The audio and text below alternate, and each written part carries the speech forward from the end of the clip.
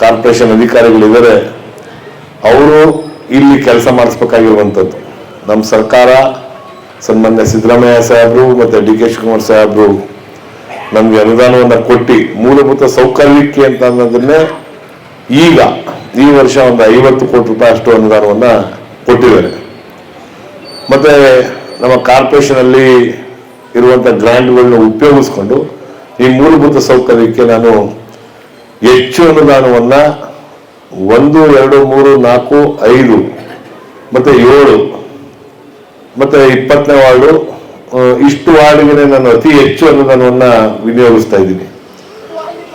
ಕುಂಬಾರಕೊಪ್ಪಲಿಗೆ ಮತ್ತೆ ward number 4ಕ್ಕೆ ಏನಕ್ಕೆ ನಾನು ಹೆಚ್ಚು ಅನುದಾನವನ್ನ ಕೊಟ್ಟಿದ್ದೀನಿ ಅಂತಂದ್ರೆ ಇಲ್ಲಿ ಮೂಲಭೂತ ಸೌಕರ್ಯಗಳು ಎಲ್ಲ ಇದ್ದು ಯೂಜಿಡಿ ಪ್ರಾಬ್ಲಮ್ ಮತ್ತೆ ರಸ್ತೆ ಪ್ರಾಬ್ಲಮ್ ತುಂಬಾ ಇದ್ದಿದ್ದರಿಂದ ಇಲ್ಲಿಗೆ ಹೆಚ್ಚಿನ ಅನುದಾನವನ್ನ ಕೊಟ್ಟು ಇದನ್ನ ಬಗೆಹರಿಸಬೇಕು ಅಂತ ನನ್ನ ನಿಟ್ಟಿನಲ್ಲಿ ಕುಂಬಾರಕೊಪ್ಪಲು ಮತ್ತೆ ಲೋಕನಾಯಕ್ ನಗರನ ಯೂಜಿಡಿ ಮುಕ್ತ ವಾರ್ಡ್ಗಳಾಗಿ ಮಾಡಬೇಕು ಅಂತ ಅನ್ನೋದು ನನ್ನ ಅಭಿಲಾಷೆ. ಅದಕ್ಕೆ ಹೆಚ್ಚು ಹೊತ್ತನ್ನ ಕೊಟ್ಟು ನಾನು ಕೆಲಸವನ್ನ ಮಾಡಬೇಕು ಅಂತ ಅಂದ್ಬಿಟ್ಟು ಮಾಡ್ತಾ ಇದ್ದೀನಿ. ಮತ್ತೆ ಕುಂಬಾರಕೊಪ್ಪಲು ವಾರ್ಡು ನನಗೆ ಜನ್ಮ ಕೊಟ್ಟಿದ್ದು ಕನಗನಕೊಪ್ಪಲು ಆದ್ರೆ ರಾಜಕೀಯವಾಗಿ ನನಗೆ ಜನ್ಮ ಕೊಟ್ಟಿದ್ದು ಕುಂಬಾರಕೊಪ್ಪಲು ಮತ್ತೆ ಈ ಭಾಗ ಅಂತ ಹೇಳಿದ್ರೆ ತಪ್ಪಾಗಲ್ಲ. ಯಾಕಂದ್ರೆ ನಾನು ಇವತ್ತೇನಾದ್ರೂ ಶಾಸಕನಾಗಿ ನಿಲ್ಲೋದಕ್ಕೆ ಕಾರಣ ಮೊದಲನೇ ಮೆಟ್ಲಾಗಿದ್ದು ಕುಂಬಾರಕೊಪ್ಪಲು.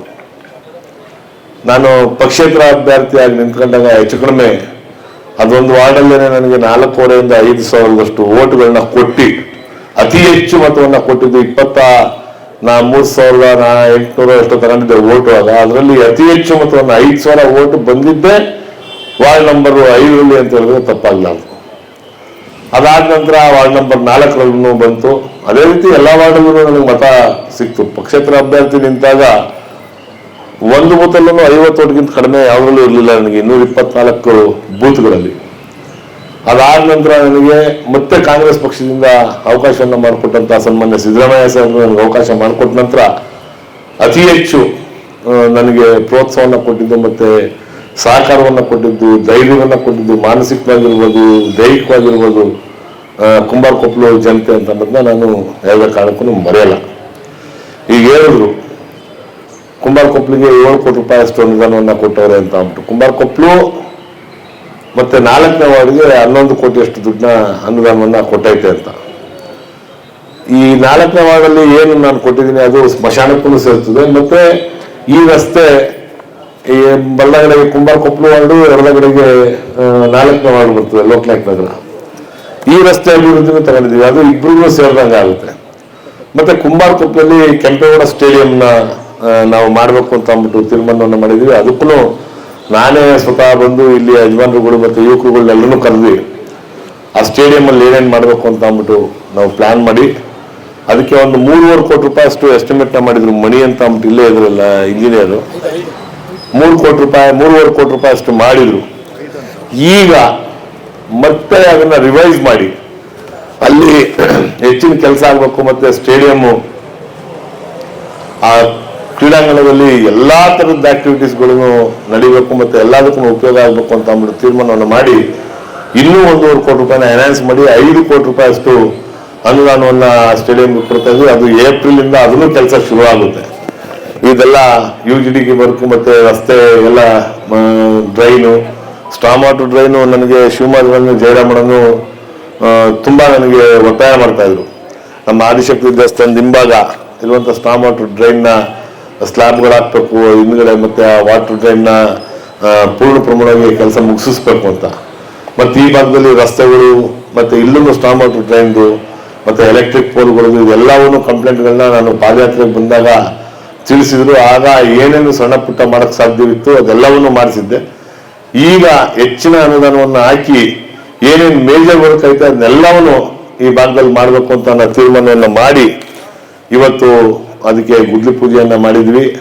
ಎಲ್ಲರನ್ನು ಸೇರಿ ನಿಮ್ಮೆಲ್ಲರ ಆಶೀರ್ವಾದದಿಂದ ನಿಮ್ಮೆಲ್ಲರ ಸಹಕಾರದಿಂದ ಇಲ್ಲಿ ಈ ಭಾಗಗಳಲ್ಲಿ ಏನ್ ಕೆಲಸ ಆಗ್ಬೇಕು ಅದನ್ನ ನಾವೆಲ್ಲರನ್ನು ಸೇರಿ ಮಾಡೋದ ಅಂತ ಹೇಳಿ, ಜೊತೆಗೆ ಏನು ಇನ್ನೂ ಆಗ್ಬೇಕಾಗಿರುವಂತ ಕೆಲಸಗಳು ಇವತ್ತು ಏನು ನಾವು ಈಗ ಪ್ಲಾನ್ ಮಾಡಿದ್ದೀವಿ DPR ಮಾಡಿದ್ವಿ. ಅದಲ್ಲದೆ ಬೇರೆ ಏನಾದ್ರು ನಮ್ಮ ಕಣ್ ತಪ್ಪಿಂದನೋ ಇಲ್ಲ ಯಾರಿಗೂ ಕಾಣದೆ ಆ ಕೆಲಸಗಳಾಗಿಲ್ಲ ಅಂತಂದ್ರೆ ಅದನ್ನು ಏನಾದ್ರು ಈ ಭಾಗದ ಜನಗಳು, ಈ ಭಾಗದ ಯುವಕರು ಮತ್ತೆ ಈ ಭಾಗದ ಗ್ರಾಮಸ್ಥರುಗಳು ಹೇಳಿದ್ರೆ ಅದನ್ನು ಇದ್ರ ಜೊತೆ ಅಡಿಷನಲ್ ಆಗಿ ಸೇರಿಸಿ ಮಾಡಿಸುವಂತ ಕೆಲಸವನ್ನ ನಾನು ಮಾಡ್ತೀನಿ ಅಂತ ಅಂದ್ಬಿಟ್ಟು ಈ ಮುಖಾಂತರ ಹೇಳ್ತೀನಿ.